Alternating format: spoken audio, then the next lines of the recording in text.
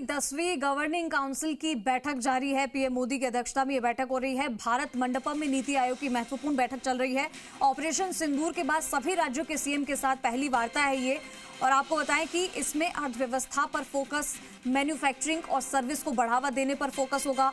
महानगरों के अलावा छोटे शहरों पर भी फोकस होगा। कई राज्यों के सीएम समेत मुख्यमंत्री बजरंग शर्मा भी यहां पर मौजूद है। बैठक में बजट 2025-26 में भी की गई पहलों पर चर्चा हो रही है। पिछले साल 10 राज्यों ने बैठक में हिस्सा नहीं लिया था, तो बैठक अभी फिलहाल जारी है।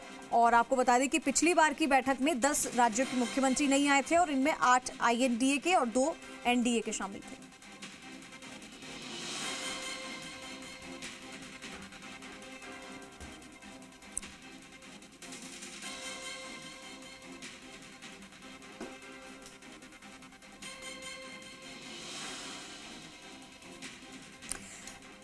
चलिए, ज्यादा जानकारी के लिए इसी पर हमारे साथ अभिषेक दिल्ली से लाइव जुड़ चुके, सीधा रुक करेंगे अभिषेक का तमाम अपडेट के लिए। अभिषेक, मीटिंग अभी चल रही है नीति आयोग की और ये 10वीं गवर्निंग काउंसिल की बैठक है। बैठक शुरू हो चुकी है। हालांकि इस बैठक में फिलहाल कौन कौन मौजूद है, कौन कौन अंदर है और कौन कौन से ऐसे बड़े मुद्दे जिन पर आज चर्चा होने वाली है? देखिए, नीति आयोग की ये जो बैठक हो रही है ये कई मायनों में बेहद महत्वपूर्ण है। खासतौर से प्रदेश की अगर हम बात करें राजस्थान की, तो वो बहुत महत्वपूर्ण बैठक है, क्योंकि जो राइजिंग राजस्थान समिट हुई थी उसके बाद में ये नीति आयोग की पहली बैठक हो रही है। और राजस्थान के डेवलपमेंट के लिए जो सरकार ने घोषणा कर रखी है कि वो 2047 तक विकसित राजस्थान के सपने के कंसेप्ट को आगे बढ़ाते हुए सरकार काम कर रही है। 350 अरब डॉलर की अर्थव्यवस्था जो सरकार बनाने की कोशिश कर रही है प्रदेश की, उसको लेकर किस तरीके से बुनियादी और ढांचागत जो आधारभूत संरचना है, जो जिसका विकास किया जाए, उसको लेकर क्या रोड मैप होना चाहिए, उसको लेकर महत्वपूर्ण बात होगी। आज मुख्यमंत्री इस बारे में कई बड़े मुद्दे उठा सकते हैं। ऊर्जा क्षेत्र का जो विकास है वो एक महत्वपूर्ण मुद्दा रहेगा इसमें, कि उसे किस तरीके से राजस्थान के मायने में, क्योंकि राइजिंग राजस्थान में जो समझौते हुए थे उसमें जो सबसे ज़्यादा निवेश हुआ था वो एनर्जी सेक्टर में हुआ था। राजस्थान को एक green energy, national green energy hub के रूप में स्थापित करने की भी मांग हो सकती है इस बैठक में। और उसके साथ में जो केंद्रीय जो संस्थाएं हैं जैसे एनटीपीसी है, आरएसएमई है, तो उनके साथ में भी समझौते हो सकते हैं राजस्थान के। और दूसरा ये है कि जो लंबित पड़ा हुआ जो पैसा है राजस्थान का केंद्र के पास में, जो अलग अलग टैक्सेस का पैसा है, वो उठाने की डिमांड भी हो सकती है।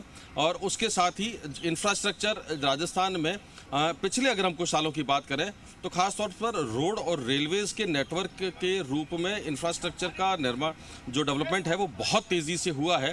तो उसी को लेकर किस तरीके से आगे बढ़ा जा सकता है, क्योंकि राजस्थान जो है वो जोग्राफिकली देश का सबसे बड़ा प्रदेश है। 10.7% जो भूभाग है वो राजस्थान के पास में है। तो जब विकसित भारत की अवधारणा की बात होती है तो उसमें राजस्थान के विकसित हुए बिना विकसित भारत की कल्पना नहीं की जा सकती है। इसलिए राजस्थान को किस तरीके से डेवलप किया जाए और क्या मुख्य मुद्दे हो सकते हैं, जिसमें राजस्थान के पास में सोलर जो लाइट प्रोड्यूस करने की, जो सोलर एनर्जी प्रोड्यूस करने की अपार संभावना है, अपार क्षमताएं हैं। जो राइजिंग राजस्थान में हमने देखा सबसे ज़्यादा समझौते सोलर एनर्जी को लेकर, ग्रीन एनर्जी को लेकर हुए, जो एनर्जी सेक्टर में हुए। तो राजस्थान को अगर green energy, national green energy hub के रूप में मान्यता दी जाती है तो उसका एक बड़ा फायदा होगा। तो इन सब मुद्दों को लेकर बात होने वाली है जी। इसके अलावा मैन्युफैक्चरिंग की भी बात कर रहे हैं, और क्योंकि हम ये भी जानकारी दे रहे हैं कि क्योंकि इसमें रोजगार, उद्यमिता, इसके अलावा उसका लाभ उठाना, इसके साथ कौशल को बढ़ावा देना, इसके अलावा जनसांख्यिकी लाभांश का लाभ उठाना, और क्योंकि भारत की युवा आबादी एक विशाल अवसर का प्रतिनिधित्व करती है, तो ये चर्चा के मुख्य विषय होने चाहिए, मुद्दे होंगे इस बार की बैठक में। अभिषेक, बिल्कुल, जहाँ तक इन सेक्टर्स की बात है तो राजस्थान में जो रोजगार का एक प्रमुख सेक्टर है वो पर्यटन है। तो पर्यटन को किस तरीके से बढ़ावा दिया जा सकता है, जिसमें खासतौर से धार्मिक और सांस्कृतिक पर्यटन की जब हम बात करते हैं तो राजस्थान में बहुत ऐसी जगह हैं जो धार्मिक और सांस्कृतिक रूप से बेहद महत्वपूर्ण है। मसला अगर हम बात करें कि जो ब्रज 84 कोस परिक्रमा है उसका एक हिस्सा राजस्थान से होकर निकलता है, उसको बेहतर तरीके से डेवलप किया जा सकता है। देश का एकमात्र ब्रह्मा मंदिर जो है वो पुष्कर में स्थापित है। वहाँ पर उसका किस तरीके से, क्योंकि वहाँ पर एक बड़ी तादाद में देशी और उसके साथ ही विदेशी टूरिस्ट का बड़ा जमावड़ा रहता है पुष्कर में।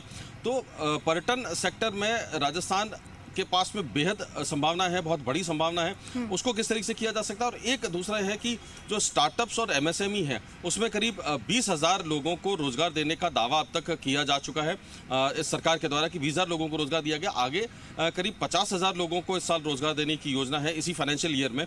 तो एमएसएमई जो सेक्टर है वो बहुत तेजी से प्रदेश में बढ़ रहा है, और उसके साथ ही जो पीएम गति शक्ति और पीआई जैसी योजना है उनमें भी प्रदेश को अधिक से अधिक लाभ मिले, इसकी मांग आज मुख्यमंत्री भजनलाल शर्मा उठा सकते हैं। जी ठीक है अभिषेक, बहुत शुक्रिया आपका इस तमाम जानकारी के लिए। आगे भी आपसे अपडेट लेते रहेंगे। तो ये अभी नीति आयोग की बैठक जो है वो चल रही है और इसी के बारे में